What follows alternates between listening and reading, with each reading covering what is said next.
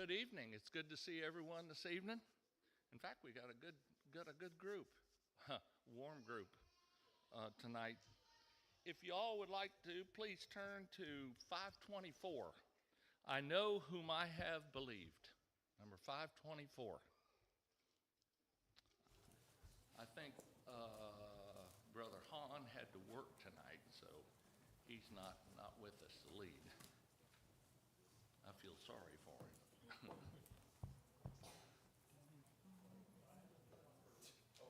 I know not why God's wondrous grace to me He hath made known, nor what the Christ in love redeemed me for His own. But I know whom I have believed and am persuaded that He is able to keep that which I've committed unto Him against that day. I know not how the Spirit moves, convincing men of sin, revealing Jesus through the Word, creating faith in Him. But I know whom I have believed and am persuaded that He is able to keep that which I've committed unto Him against that day. I know not when my Lord may come at night or noonday fair, nor if I'll walk the hill with Him or meet Him in the air. But I know whom I have believed and am persuaded that He is able to keep that which I've committed unto Him against that day.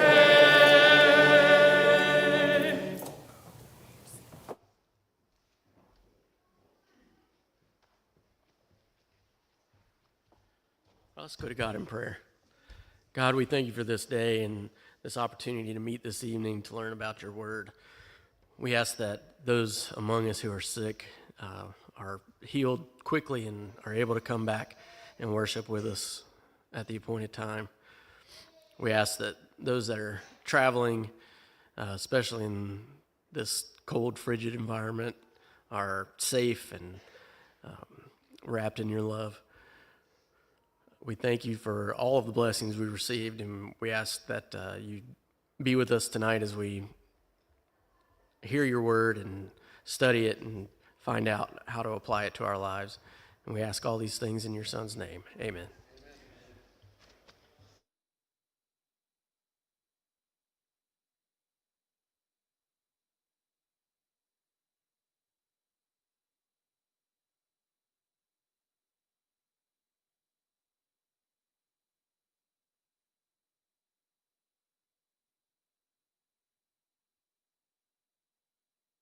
Realized that I had copies, but it would probably help if someone got them, and I didn't ask anyone to. So if we have anyone who'd like to sojourner to the copy machine, there should be 30 PowerPoint slides on it. I usually get one of the kids to do this, and they ask me, where's the machine at? And I just remember when I was their age, that was so much fun for me, messing around with a church copy machine. That's probably not appropriate, but I did it. That being said, tonight's lesson, it reminds me of Young and the Restless. And I'm going somewhere with this, right? I got a little bored at lunch today. I usually eat lunch and I watch something on TV with my wife. We work out of our home office, so typically that's what we'll do. But she had a call. I had a call before that. We just kind of, I was watching not TV with her, but watching TV myself. And I flipped to my local CBS affiliate, and watched The Young and the Restless, because I heard that finally, after a long time, that one girl who was always trying to get control of Victor Newman's company finally did, which I thought was crazy. So I watched it, and couldn't really follow as much as quick. But I say all that to say this: that if you have gone through this part of the Bible, it is a lot like a soap opera. It is the story of the patriarchs is a lot of up and down. And it's a journey in a literal and figurative sense. And that is something we'll endeavor to cover in some, I guess, highlighted detail today. And I'll go kind of in and out of the broader points and then the smaller points. So, who are the patriarchs? Any guesses here? Pretty sure you guys can't be wrong. Abraham, the father of the 12 tribes. That's true too. What's that now? Somebody had something else, no? Moses. You guys are all hitting the high notes here. So that's what we're going to cover today. We're going to cover essentially from Abraham to Moses and the patriarchal age. So in our last lesson, we traced the history of man through the Bible from creation to the flood. We studied the events that immediately happened following the flood.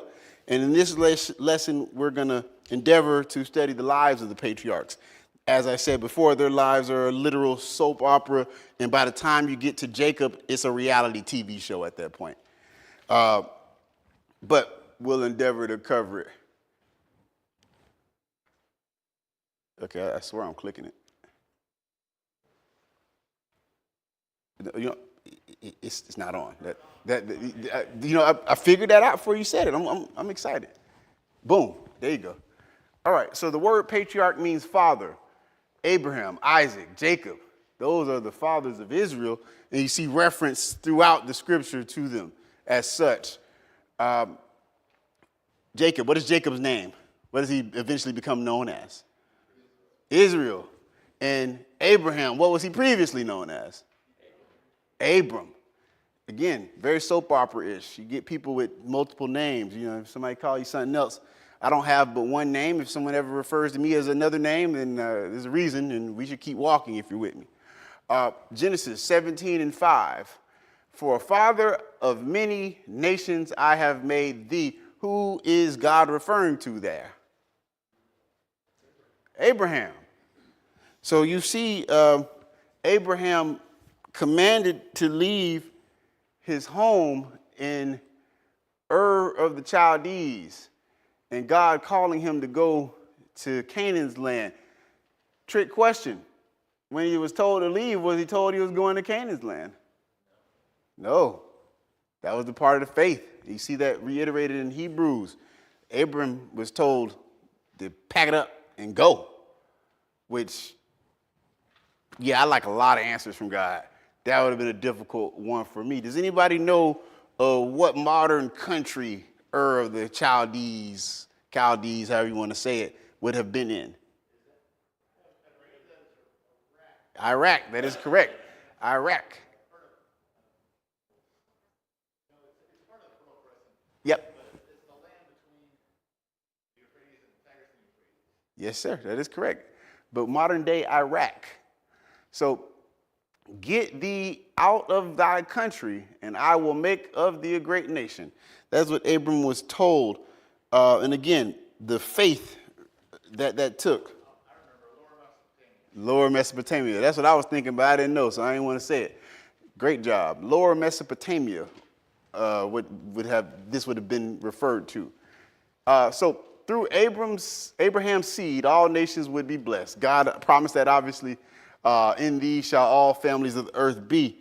Now, let's go hear what are the happenings along his journey. Can somebody give us when Abraham leaves Ur of the Chaldees, he encounters, and we talked about this Sunday, he encounters several nations at which he goes to war with. Who was fighting with him? Not a trick question. Abram was a man of means. And as a man of means, those at which who were with him, traveling with him, those carrying, go ahead.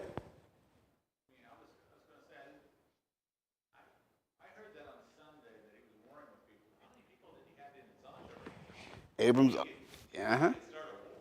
Abraham's entourage must have been formidable. We are not told how many of a number, but it must have been formidable. I have not endeavored to start any wars without anyone backing me, much less against kings.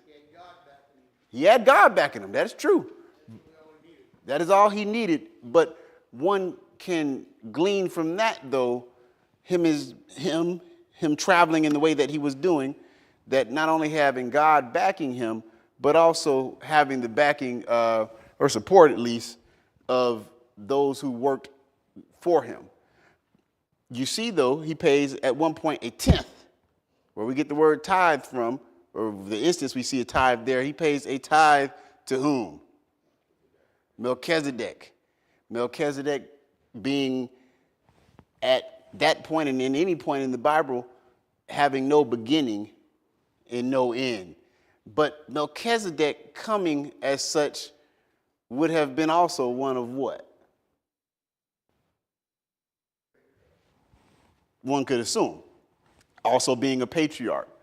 And that being said, though, Abraham showing his obedience, if you will, by paying that tenth to him.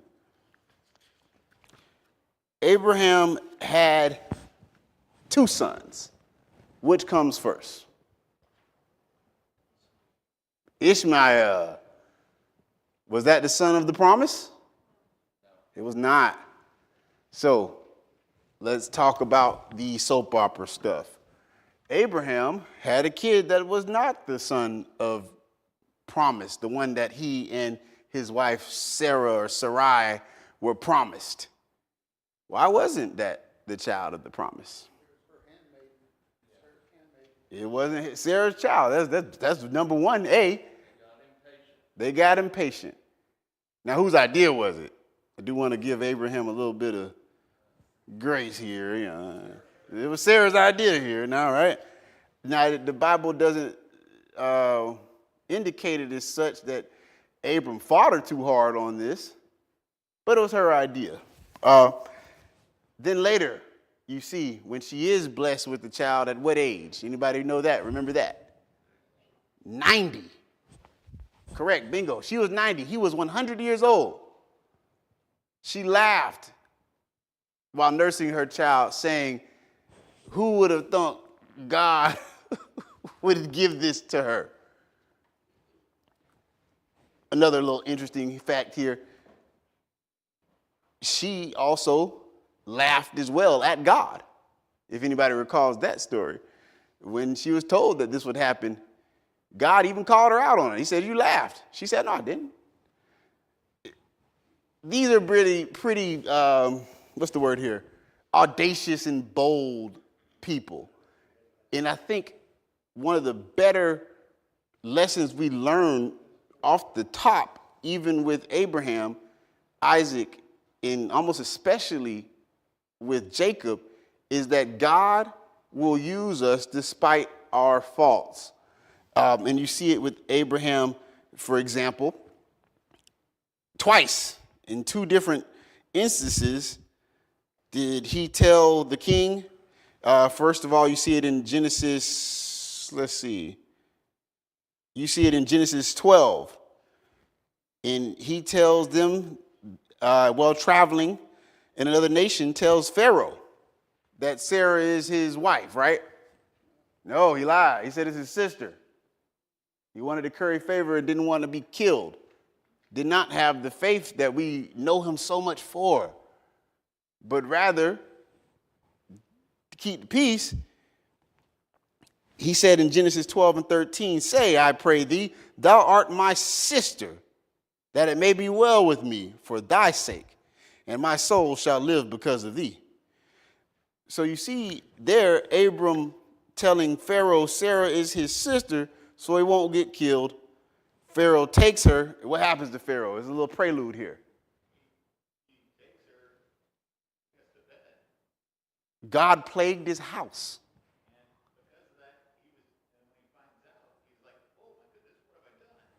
And then he sends him away. Another prelude here. Sends him away with money. Like, take this, go. Get away, get away.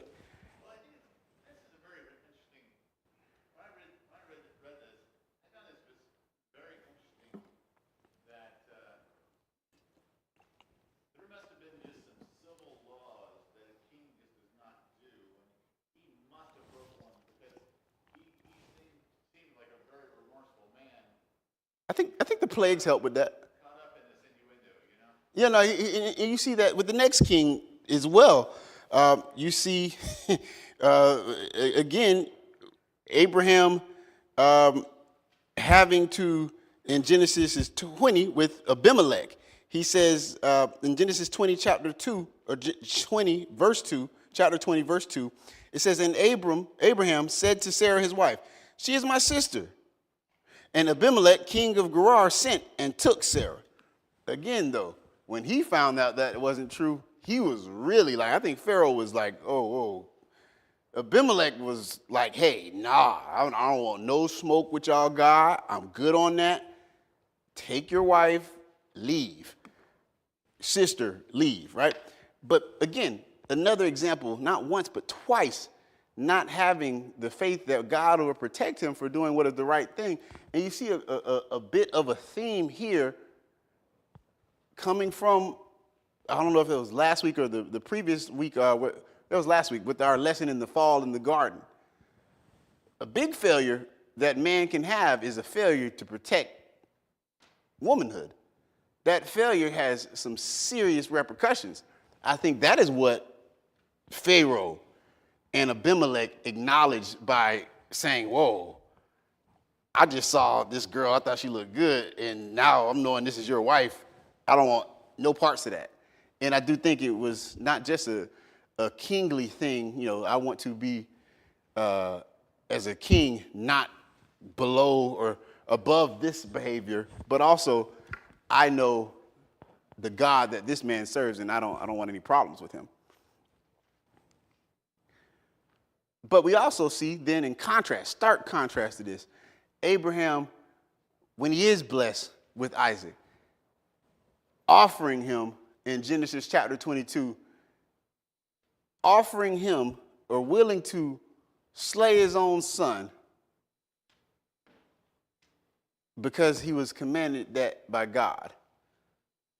What happened in these, we read it as just a distance of 6 chapters.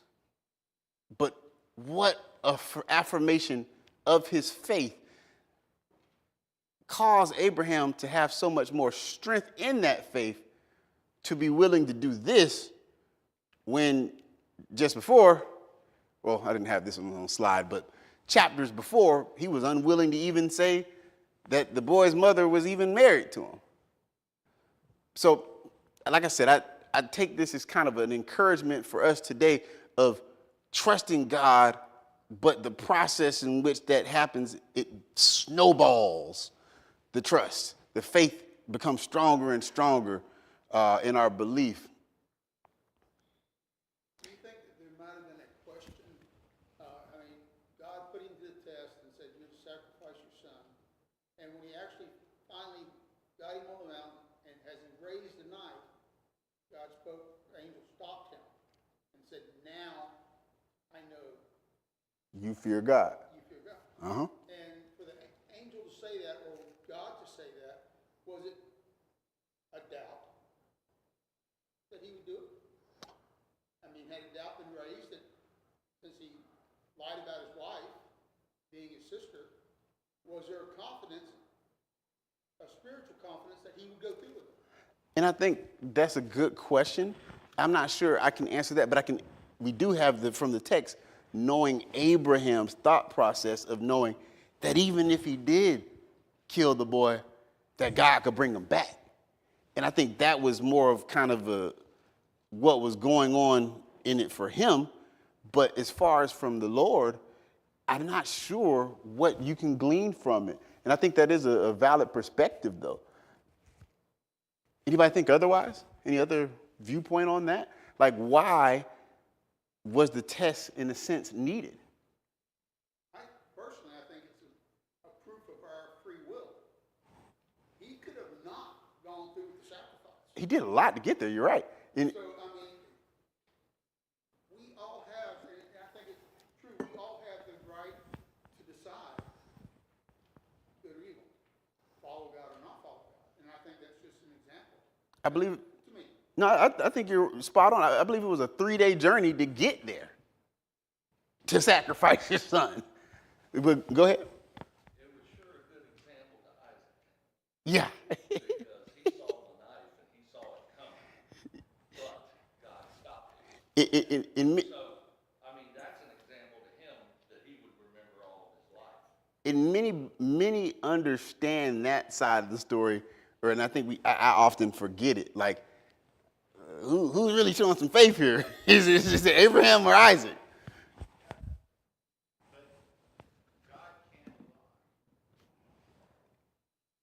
He cannot lie.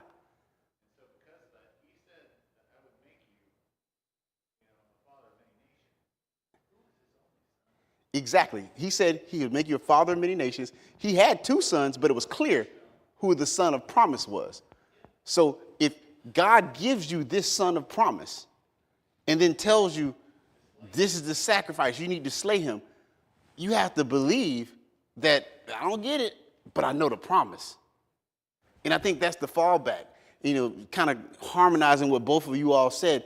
Yes, the test was needed. Yes, we had free will, but God in his reassurance had already said what he said. And at one point, they didn't really believe him. You had, Abraham obviously having his own doubts, enough so to lie with the maidservant and have Ishmael, but also Sarah for sure having her own doubts because she laughed at God in his face. So you see just kind of the building of their faith. And I think as New Testament Christians, we can often look in Hebrews and see, oh, wow, Father Abraham, and not take time to look back at, like, this was a man that trusted God and just kept trusting him. Trusted him when he messed up and kept trusting him throughout his whole life. And Abraham obviously lived a long time. Anybody remember how old he was when he died?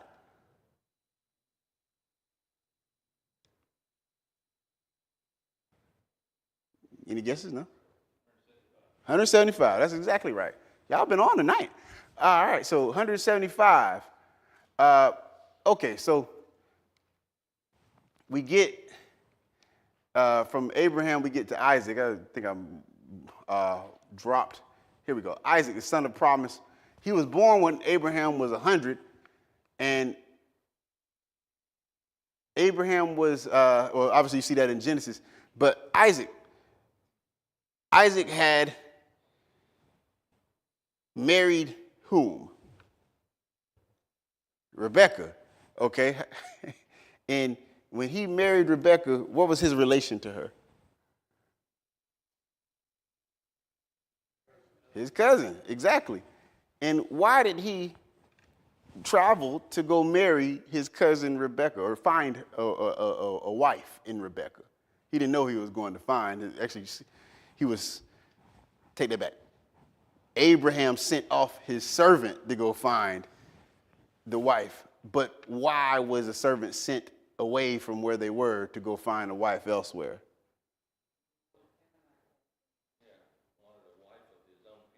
What, one more time, sister, what'd you say? No, she said she didn't want a what, though? A Canaanite. What did his mother, Sarah, say of the Canaanite women? She said, my son's not going to have one of those as his wife. I always thought that was kind of funny. And again, a little bit soap opera-ish. But those women were not God-fearing, and she knew that. So she sent off for her son to get a wife. And when his wife was found, there's a little symbolism there. What was she doing? Or what was she asked to do and cooperated with? Fetch water from the well. Interesting, because that's the theme we see throughout the Bible. I don't know, what do we make of that? Women being asked to get water. Well, I mean, we make that.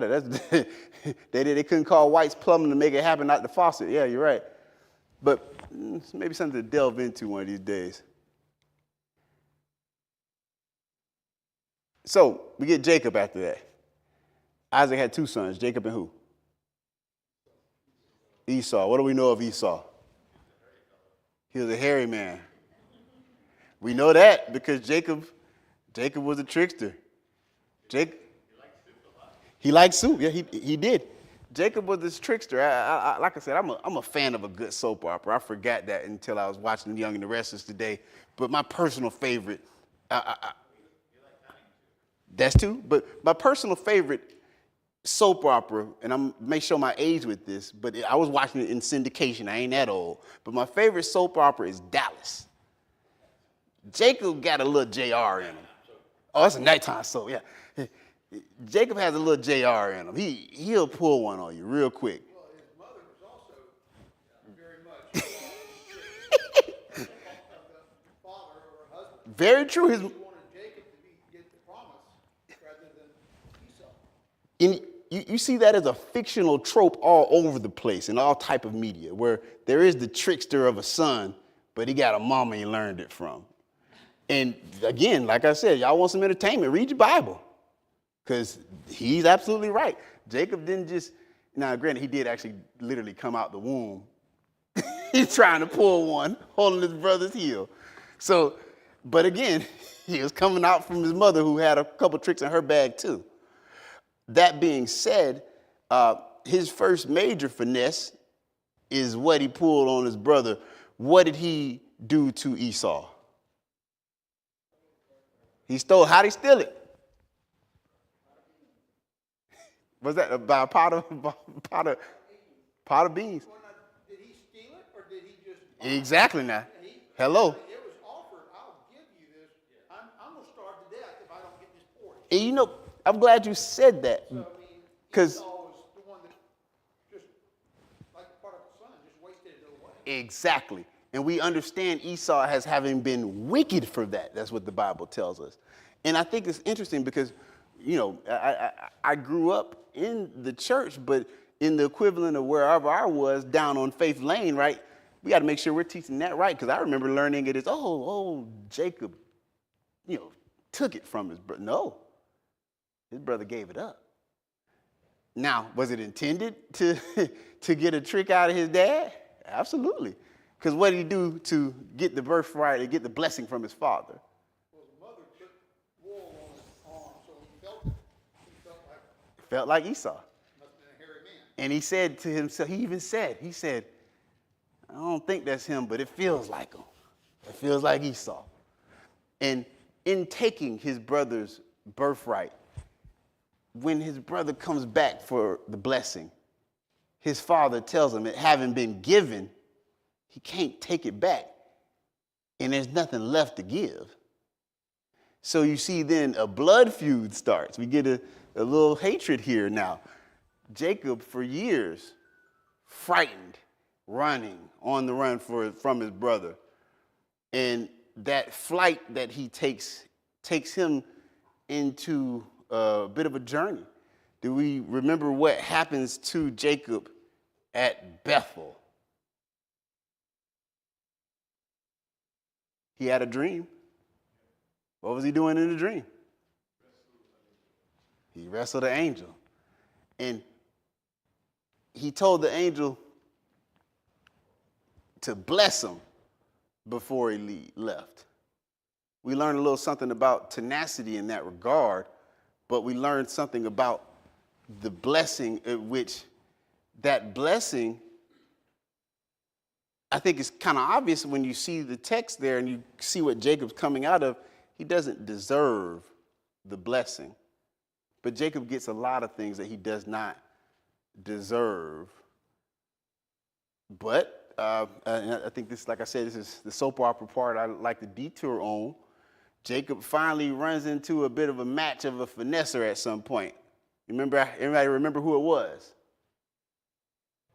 His father-in-law, Laban. He asked Laban for which daughter?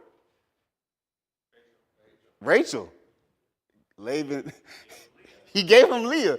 And then he gave him a story behind it. He said, well, in our culture, you got to get the oldest one first. And, he had worked how long for Rachel? 7 years. Could you imagine? Worked 7 years for this. You give me the wrong one. And then here's the bait and switch. Like, there's a lot I think is, this is my soapbox opinion, a lot wrong with how some people do business with bait and switch and scamish stuff. Laban would have fit right in America today. Listen, this is just our culture. I'll throw in the other one. Yeah, I just need another 7 years, that's all. And what does Jacob do? He loves her so much, he does what? He takes the deal. Man, he takes the deal. And when he takes the deal, he works another 7 years. And does Laban let him go after those 7 years, or does he try to get a little more? They had to do a lot to get away from Laban. They had to do quite a few things. But you see, exactly. I need that. And the thought process, though, right? Laban said to him, I will split it like this. You take the spotted ones, and I'll take the ones that don't have the spots. And then he changed his mind because he saw that herd gradually getting healthier and multiplying more. So he said, no, I want those. And you see, though, there that the blessing, the hand of God was with Jacob at all points there, putting favor on him. And also you get a bit of a message in the fact that, again, as Don said, Laban was taking much of that blessing while Jacob was with him. But after dogging Jacob, understood that he was getting what he had earned. That being said, though, Jacob, later Israel, sets the course of what would later become the nation of Israel forward on a journey.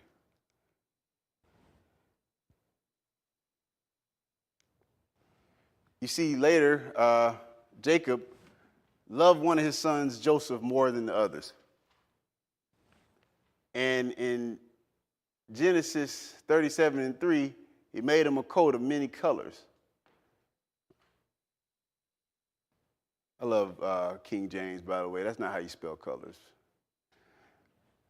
He made him a coat of many colors.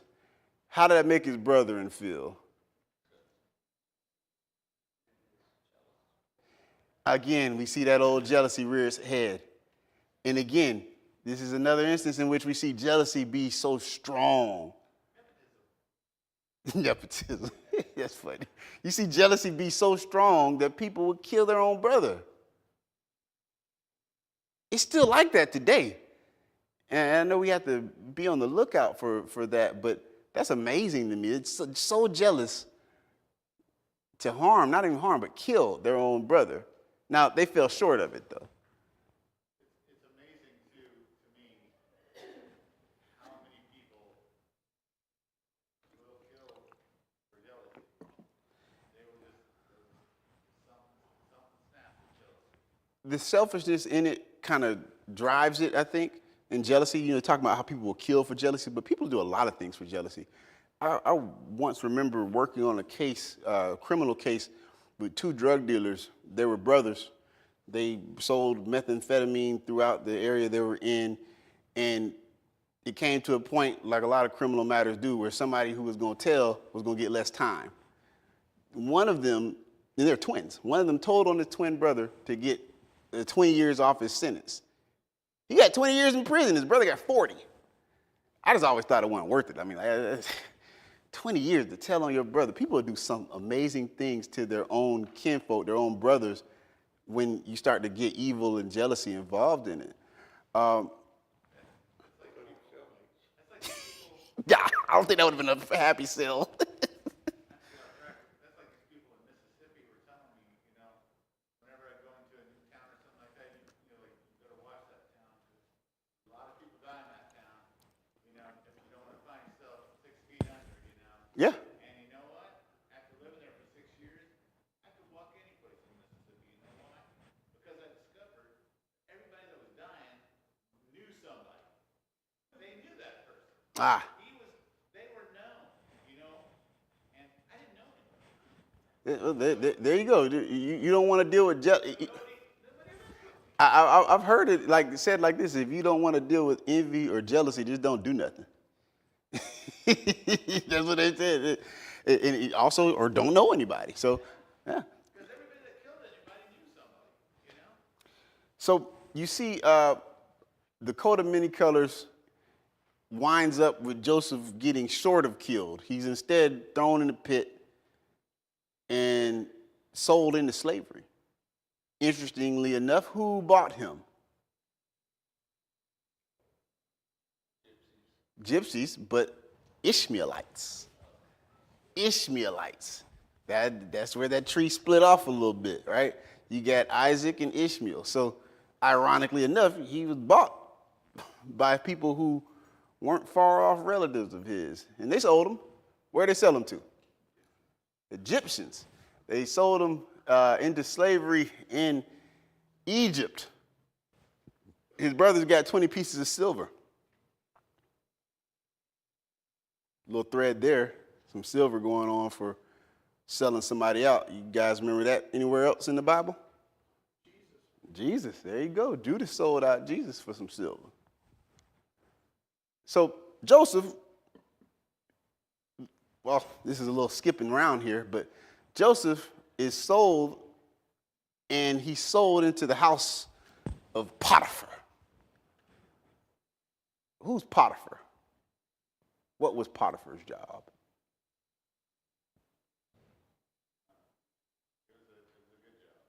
It was a good job.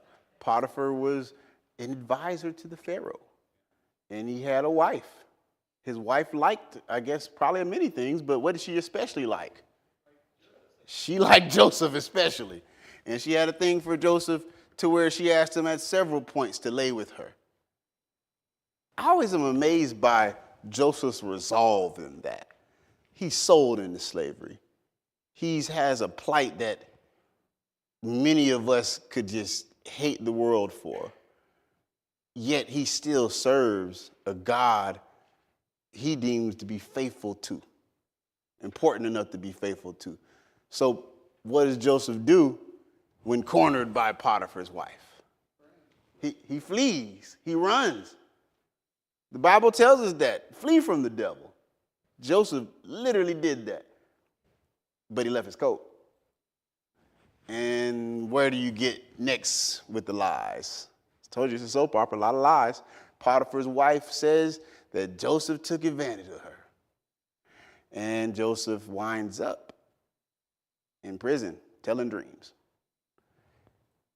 Joseph's in prison and he's interpreting the dreams, and he's able to interpret those dreams using the Spirit of God helping him to do so, and he winds up getting out and becoming the second highest person in the land of Egypt after. But again, and you can't miss this part, you go from up to down with Joseph. And the faith he must have had, I think, is best displayed when his brothers are brought before him. His brothers are brought before him, and his brothers don't even know it's him. It's been that long. Anybody remember what he does? Go ahead.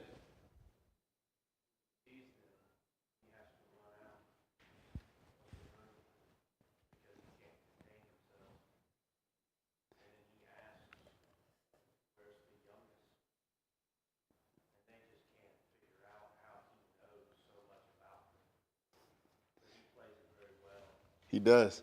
He plays it very well, very discreetly. He asked him about his younger brother, Benjamin. Oh, you know I was going to ask, huh? Okay. He asked about his brother. Where is he? They go back to their father, and they give him the story, and in fear, he says, I ain't sending that boy. Joseph wants to see his youngest brother. He asked specifically about his father. He says, is your father alive? That must have been amazing just to get that knowledge of reunification, restoration with his family. Go ahead.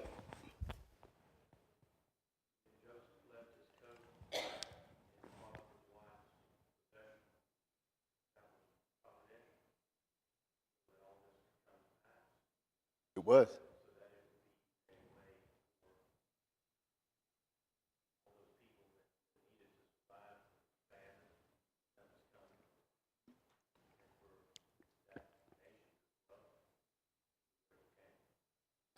And again, you see him being figuratively and symbolically stripped, but built back up by God.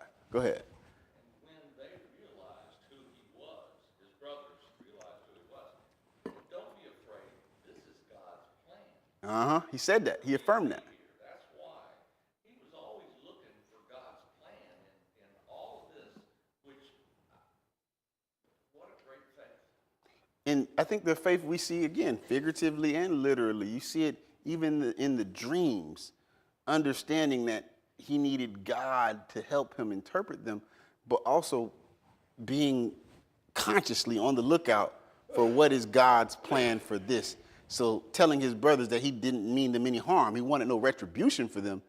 Rather, he wanted and told them that this is part of God's plan. Well, he did have, to me, those bits and pieces. I mean, they gave money for the grain. He had the money put back in the grain. I remember that. So that they could basically be accused of having stole. I mean, it's his brothers. He got to mess with them a little bit. You see some twinkle of gotcha. Yeah, you do. But it also put pressure on them to then have to bring Benjamin back. Absolutely. Because otherwise, these two I'm keeping here, because he kept one or two of them and sent the rest back. I'll execute them. Absolutely. And so, I mean, he knew what he was doing. I mean, I'm sure he's guided by the Spirit, but he forced their hand into where Benjamin and the father had to come to Egypt. You see some acts of a skilled politician at that, I believe, too. That may not have been his first time pulling that trick on somebody, too, by the way. But again, you see, like you said, a spirit guiding him to not just the reconciliation, but to the acts that needed to be done to make it happen. Because they were fine. They had more provision than they did beforehand. Certainly, they weren't going to go back if they didn't have some sort of force and something to go back for. But again, he eventually moves his entire family with him to Egypt. Interestingly enough, he dies in Egypt. What does he tell everybody before he dies? Don't leave me here. Carry my bones back. And you see at the end of this, where we're going to get to in the next 15 minutes, hopefully, that they indeed, as they escape from Egypt, the Israelites carry him with them. I was going to say also, this story of Jacob that plays out at the end when he sees his son, and sees that he's alive. You can just tell the love that the father in him had, for his children. Was really kind of breathtaking to me when I read this story for the first time. And He never lost that love. And I think that is also rekindled somewhat with hope, right? they told him that his son had been gone. He got killed by animals. Again, that was the first time he stripped at that point. They bring him the coat back. Oh, your boy is gone. Then again, at the same time, you see, perhaps he didn't believe that. Yeah, that's what I was thinking. I've always thought that at the point in which he understands he's alive. But also, I get the feeling he was holding on for that hope as well, or holding on to life with that hope. So in Exodus, you see what was once a family of 60, 70 people explode into a nation of 600,000. But after Joseph's death, a Pharaoh came into power who didn't know Joseph. And you see the Israelites enslaved. Then God gives us Moses. Moses was the Israelite. Did he grow up like that? No. He grew up in the house of Pharaoh. His mother sending him down the Nile. Why'd she do that? They were killing the male children. You see an allusion there to the New Testament there. With Jesus Christ, absolutely. And when Jesus was under threat of infanticide, where did he go? Egypt, he did. So just a little parallel here, obviously, but Moses getting his name for being where he was found in the water. Who found him? Pharaoh's daughter. So she raised him as her own. He was a prince in the palace. What made Moses decide it would be worth it to sacrifice the royal life for leading his people? What's that? Uh-huh.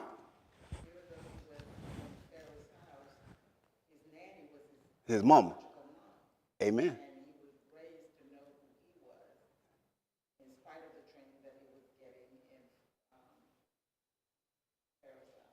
So,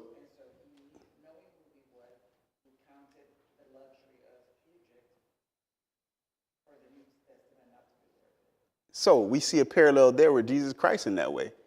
Jesus counted his authority and his royalty in heaven not too much to grasp to come down to save us as a man, to be born of a virgin and die on the cross. You see some parallel here in Moses. Yes, he was raised in Pharaoh's household, but his nanny was his own biological mother. The same person who sent him down that river later became the handmaiden of Pharaoh's daughter. And you see Moses being raised up to understand who he was and also not grasping it so much that he could not come to the calling of leading his people. But that came about, I think, spurred by what led to his eventual flight from Egypt. What did Moses see? What bothered him so? No, he saw that later. Israelite being beat. He saw an Israelite being beaten. So he killed the man that was beating him. He killed the taskmaster beating him. And I think this is one of my funnier points in the Bible, I think. The next day, he sees two Israelites fighting and tries to play peacemaker. And what does one of them ask him? What, you gonna kill us like you killed the dude yesterday? When he thought he killed that man and no one knew. Out of fear, Moses then flees. Where does he go? What's that? Midian. And what does he find in Midian? His wife. What's his wife's name? Zipporah. I love that name, by the way. Zipporah. Zipporah is Moses' wife, and her father is Jethro, the high priest of Midian. Well, who is he the priest to? It tells us in the Bible. Well, yeah, I mean, he's a priest to the Midianites, but what God is he worshiping? That's what I meant. Yes, the Most High, Yahweh.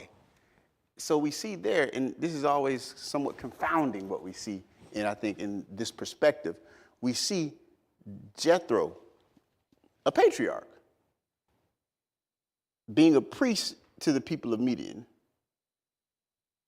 Yet, he's not an Israelite, is he? He's not. No, he's not.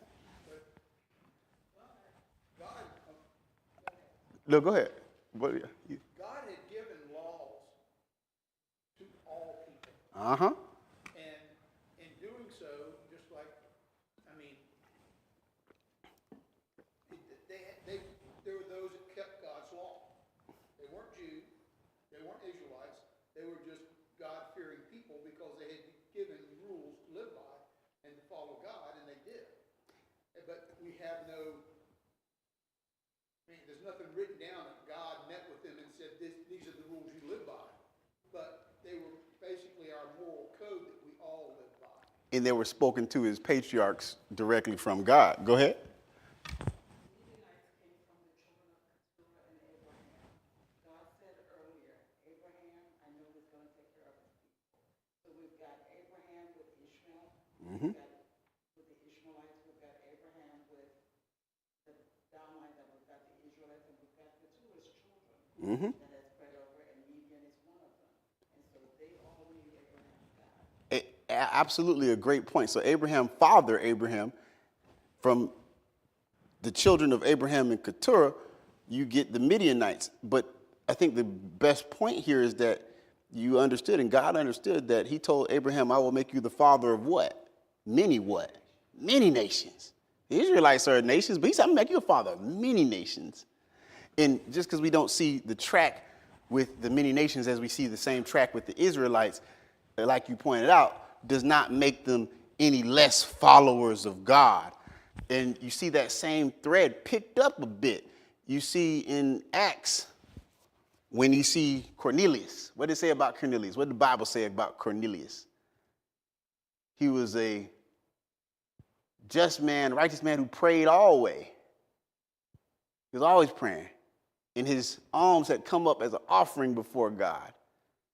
God was going to send him somebody to take him out of being a Gentile and graft him into the new Israel, us today as Christians. So the broader point I want to emphasize here is you see God saying Abraham would be a father of many nations, and you see, as the sister was pointing out, with Abraham, father of Ishmaelites, father of Midianites, and you see Abraham, father of Israelites, but you also see today that come full circle. All of us, Abraham, father of anyone who is coming to the gospel, repenting, and being baptized for the remission of their sins. So indeed, not just from a genealogical standpoint, but from a spiritual standpoint, Abraham being our fathers. And you see, even with Christ telling the Pharisees, they said, we're not bastards. We have fathers. We're children of Abraham. And he said to Abraham, God, I can make children of Abraham out of these stones. And you see that as an allusion to us all being brought there to children of Abraham. But God raised Moses up. Moses flew from Israel for 40 years. At 40 years old, came back at 80. And when he came back at 80, I guess that's the end of this slide, but when he came back at 80, you then see where we're going to get to next week in the flight from Egypt and the wanderings in the wilderness. Anybody got any questions or things they want to point out, highlight, comments, concerns, anything?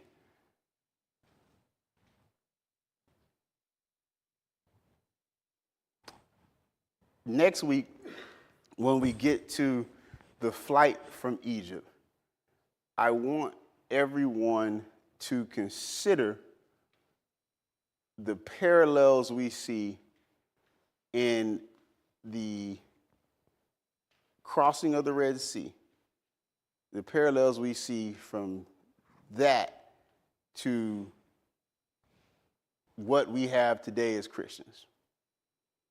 I'm leaving that a little open-ended because I think there's a couple there.